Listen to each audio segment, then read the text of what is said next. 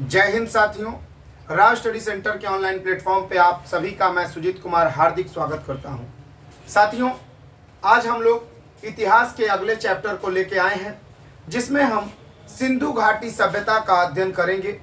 साथियों, इस टॉपिक को शुरू करने से पहले मैं आपको चंद लाइनें सुनाना चाहता हूं, जैसे डेली सुनाता हूं। तो आप लोग मोटिवेटेड रहिए, एक्साइटेड रहिए। और ये 4 लाइन आपके लिए समर्पित है। मंजिल उन्हीं को मिलती है जिनके सपनों में जान होता है। मंजिल उन्हीं को मिलती है जिनके सपनों में जान होता है। पंख तो यूं ही बदनाम है, हौसलों से उड़ान होता है। साथियों, हौसलों से उड़ान होता है, इस बात को याद रखिएगा। हमें अपने हौसलों को बड़ा करना है। पंखों से कुछ नहीं होता, हौसलों से उड़ान होता है, इस बात को याद रखिएगा। चलिए, इसके साथ हम लोग शुरू करने जा रहे हैं। तो सिंधु घाटी सभ्यता, सिंधु घाटी सभ्यता में आप देखेंगे कि क्या है सिंधु घाटी सभ्यता। साथियों, इसका समय जो है, इसे हम लोग लगभग कई जगहों पे 2300 ईसा पूर्व से 1750 बीसी तक कहा जाता है। 2300 ईसा पूर्व से 1750 ईसा पूर्व तक इसे माना जाता है। इस सभ्यता के इसके बारे में आपको हम बता दें कि इस सभ्यता की विशेषता ये रही है बच्चों, कि जब इसकी खुदाई हुई तो भारत में अंग्रेज थे। अंग्रेजों ने, आज तक अंग्रेज तो हमारे ऊपर ये कहते आए हैं कि भाई ये काले लोग हैं, इन काले लोगों पर हम गोरे लोग इन्हें सभ्य बनाने आए हैं। जबकि इतनी पुरानी सभ्यता और इतनी विकसित सभ्यता ये हमारी सभ्यता थी। इस बात को एक्सेप्ट करने में इनको समय लग गया। तो साथियों, इसके साथ हम देखते हैं कि शुरुआत कैसे हुआ। तो कुछ बेसिक बातों के साथ शुरू करेंगे हम लोग। जैसे सिंधु घाटी सभ्यता के बारे में सबसे पहले सूचना देने वाला व्यक्ति कौन था, कि भाई यहाँ पर जैसे आते हैं ना लोग कि भाई यहाँ पे हमें कुछ दिखाई दे रहा है, इसका जांच पड़ताल होना चाहिए कि आखिर ये चीज है क्या।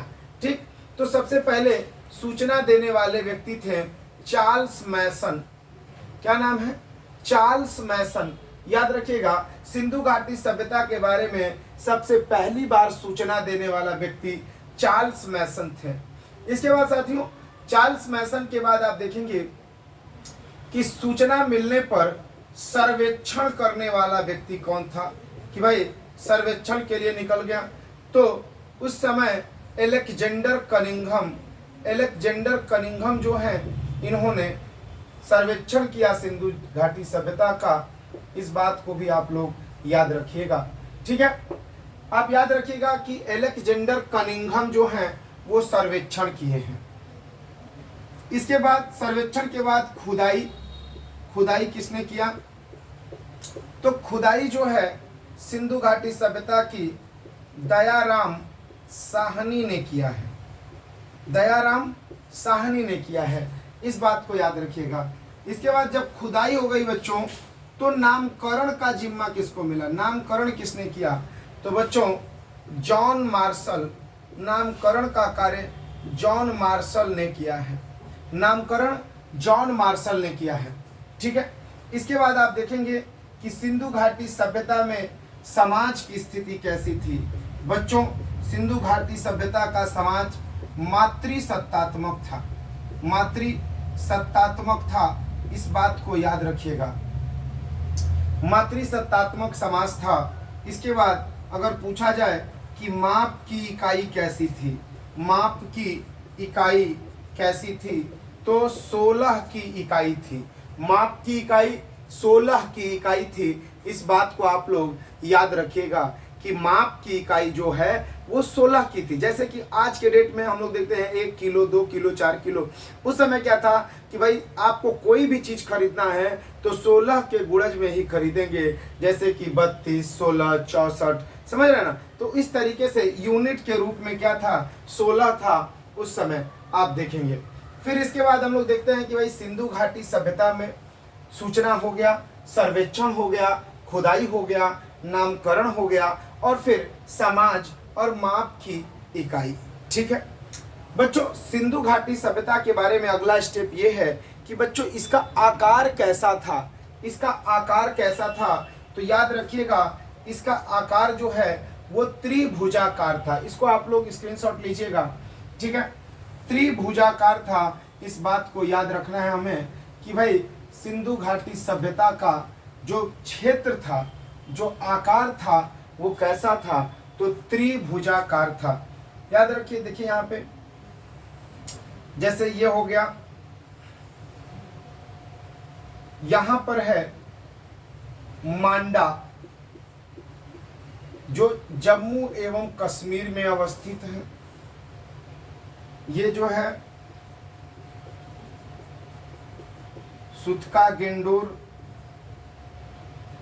पाकिस्तान के अंतिम छोर पे अवस्थित है। ये है दैमाबाद महाराष्ट्र, और ये है आलमगीरपुर, आलमगीरपुर यूपी, ठीक है। तो यहाँ पे हम देख रहे हैं कि भाई मांडा जो है ये सबसे उत्तरी छोर है सिंधु घाटी सभ्यता का। इसके बाद हम देख रहे हैं सबसे पश्चिमी छोर सुतका गेंडोर है, सबसे पूर्वी छोर आलमगीरपुर है, और दैमाबाद जो है वो सबसे दक्षिणी छोर है। साथियों, ये जो मांडा है ये चेनाब नदी के तट पर था। चेनाब नदी के तट पर, किस नदी के तट पर है, तो चेनाब नदी के तट पर। ये जो आलमगीरपुर है, ये सुतका गेंडोर, ये डास्क नदी के तट पर है। डास्क नदी के तट पर, किस नदी के तट पर है, डास्क नदी के तट पर है आलमगीरपुर, सुतका गेंडोर। और यहाँ पे ये जो है हिंडन नदी के तट पर है। ये आलमगीरपुर हिंडन नदी के तट पर है। और दैमाबाद जो है वो प्रवरा नदी के तट पर है। दैमाबाद प्रवरा नदी के तट पर है। इस बात को याद रखिएगा। ये आपका सिंधु घाटी सभ्यता का ये जो क्षेत्र है, ये इसी प्रकार से इसको बांटा गया है, ठीक है। तो भाई ये देखने में त्रिभुज के आकार का लगता है, इसलिए सिंधु घाटी सभ्यता के आकार को त्रिभुजाकार कहा जाता है। साथियों, दूसरी बात यह है कि लोग कहते हैं कि भाई इसका नामकरण सिंधु घाटी सभ्यता क्यों पड़ा। तो शुरू में जब सिंधु घाटी सभ्यता की खोज हुई तो उस समय इसको सिंधु घाटी सभ्यता कहने का मुख्य कारण था कि इसके अधिकतर स्थान सिंधु नदी और उसके सहायक नदियों के तट पर थे। उसके कहाँ थे, सहायक नदियों के तट पर थे। इसलिए भाई जेन्युइनली इसका नाम रख दिया गया सिंधु घाटी सभ्यता। इसका दूसरा नाम है हड़प्पा सभ्यता। क्यों कहते हैं हड़प्पा सभ्यता बच्चों, तो हड़प्पा सभ्यता इसलिए कहते हैं क्योंकि हड़प्पा नामक स्थान पहली बार खोजा गया था। हड़प्पा नामक स्थान पहली बार खोदा गया था, इसलिए इस सभ्यता को हड़प्पा सभ्यता भी नाम दिया गया। चलिए साथियों, देखते हैं कि सिंधु घाटी सभ्यता की कुछ विशेषताएं भी थी। जैसे आपको मैं बता दूं, इसे मैं मिटाता हूं, ठीक है। और बच्चों, एक आवश्यक सूचना ये है कि आप लोगों को बहुत जल्द पीडीएफ भी उपलब्ध कराएंगे इन सभी चैप्टर्स के, चैप्टर वाइज, और वो भी वीडियो के डिस्क्रिप्शन में आपको मिल जाएगा, ठीक है। तो फिर आगे देखते हैं हम लोग। इसके लिए आप लोग फैक्ट्स के लिए घबराइएगा नहीं। चलिए, तो फिर देखिए ये हो गया हमारा। इसके बाद हम देखते हैं कि सिंधु घाटी सभ्यता की कुछ विशेषताएं। विशेषताओं में देखा जाए क्या क्या थी विशेषताएं भाई, तो देखिए सिंधु घाटी सभ्यता की जो विशेषताएं हैं, विशेषताएं, इसमें पहली विशेषता है, पहली विशेषता यही है साथियों कि इसमें बताया गया है कि जो सिंधु घाटी सभ्यता थी एक नगरीय सभ्यता थी।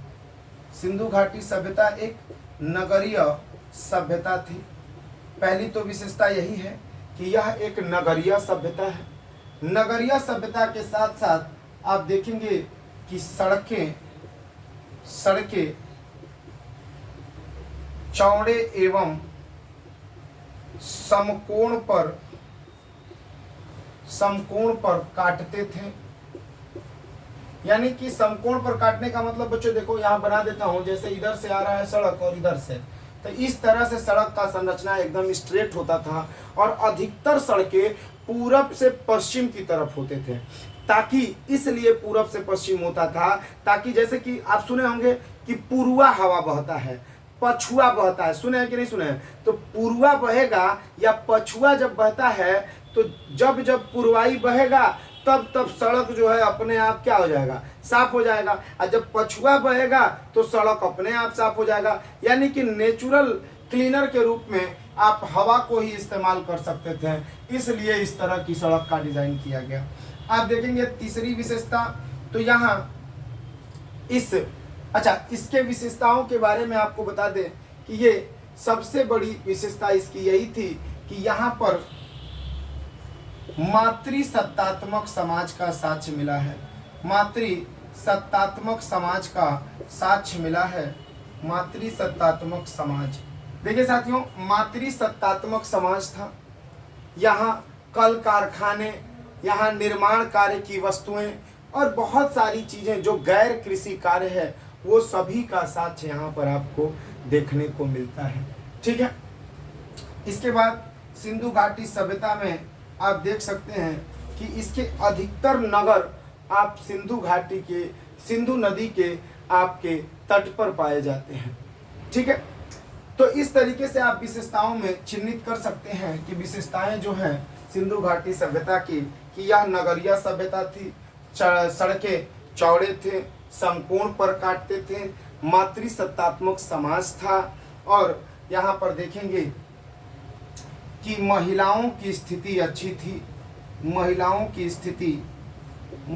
स्थिति अच्छी थी। भाई जाहिर सी बात है कि अगर समाज मातृसत्तात्मक है तो महिलाओं की स्थिति क्या होगी, अच्छी होगी। ये तो बात भाई जाहिर सी बात है, होगी, अच्छी होगी। ठीक है, इसके साथ साथ आप देखेंगे कि यहाँ स्नानागार, अन्नागार और इन सब चीज़ें, ये सभी चीज़ें पाई गई हैं। ठीक है, लेकिन यहाँ एक बात आप क्लियर समझ लें कि यहाँ शासक वर्ग का स्पष्ट पहचान नहीं की जा सकी, यहाँ शासक वर्ग की का स्पष्ट पहचान नहीं की जा सकी। ठीक है, स्पष्ट पहचान अभी तक नहीं किया जा सका है, नहीं हुआ है कि भाई वहाँ पे शासन किसके हाथों में था। लेकिन अधिकतर इतिहासकारों का मानना है कि जो शासक वर्ग था वो व्यापारी वर्ग था, मतलब व्यापारी वर्ग ही शासक वर्ग था, ये अधिकांश विद्वानों का मानना है। ठीक है, तो साथियों इसके बाद हम देखेंगे कि सिंधु घाटी सभ्यता में कुछ मुख्य जगह भी पाए गए, कुछ मुख्य स्थान भी पाए गए, और बच्चों यहाँ पर बहुत सारी चीज़ें पाई गई हैं जिनसे आपको विभिन्न प्रकार की चीज़ों का पता चलेगा। जैसे कि भाई कई प्रश्न बनते हैं कि सिंधु घाटी सभ्यता के लोग घोड़े से परिचित थे कि नहीं। तो भैया घोड़े से परिचित तो नहीं थे, लेकिन दूसरा वही सवाल बनता है कि सिंधु घाटी सभ्यता के लोग, सिंधु घाटी सभ्यता में किस स्थान से घोड़े की अस्थि प्राप्त हुई।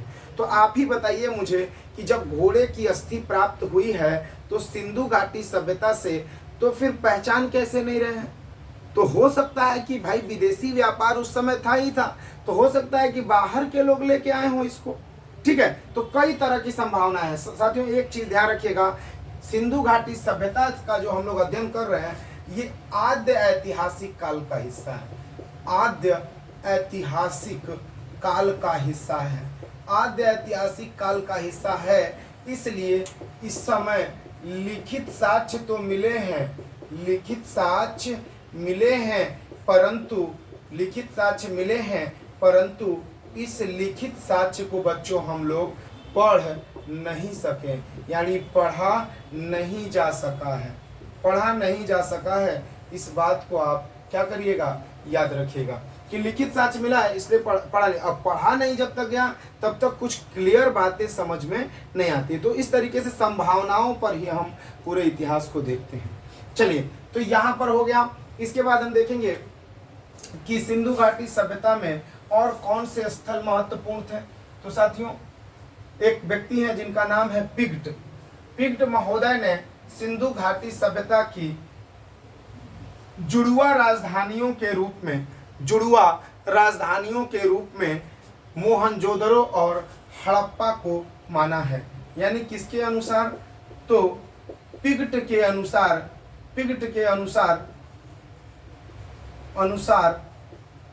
भाई साथियों ये भी पूछ सकता है किसके अनुसार मोहनजोदड़ो और हड़प्पा दोनों सिंधु घाटी सभ्यता की जुड़वा राजधानियां हैं। कौन कौन भाई?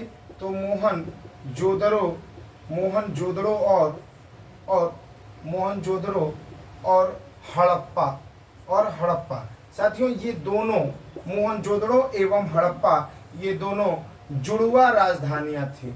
क्या थी? जुड़वा राजधानियां थी। किसका? तो भाई ध्यान रखना है, जुड़वा राजधानियां थी। किसकी जुड़वा राजधानियां थी? तो ये सिंधु घाटी सभ्यता की जुड़वा राजधानियां थी।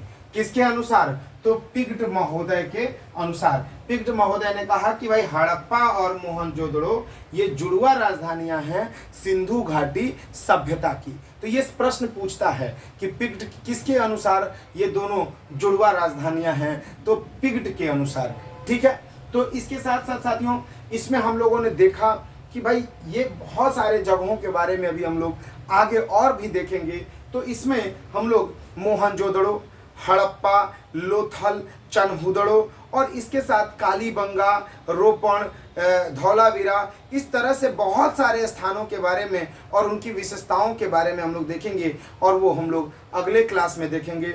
आज के लिए साथियों इतना ही, फिर मिलेंगे अगले क्लास में और इसी मोटिवेशन के साथ मिलेंगे कि अभी हम लोगों को कुछ न कुछ और भी करना है और भी जो मेहनत बाकी रह गई है उसे भी करना है और बच्चों सफलता हासिल करना है, क्योंकि हमारे यहाँ आप जुड़े हैं तो हम लोगों का एक ही लक्ष्य है, निश्चित सफलता। ठीक है, तो वीडियो को लाइक करें, सब्सक्राइब करें और हमेशा जुड़े रहें और बेल आइकन को दबाना ना भूलें, क्योंकि बेल आइकन दबाओगे तभी नए आपको नोटिफिकेशन मिलेंगे। धन्यवाद, आज के लिए इतना ही।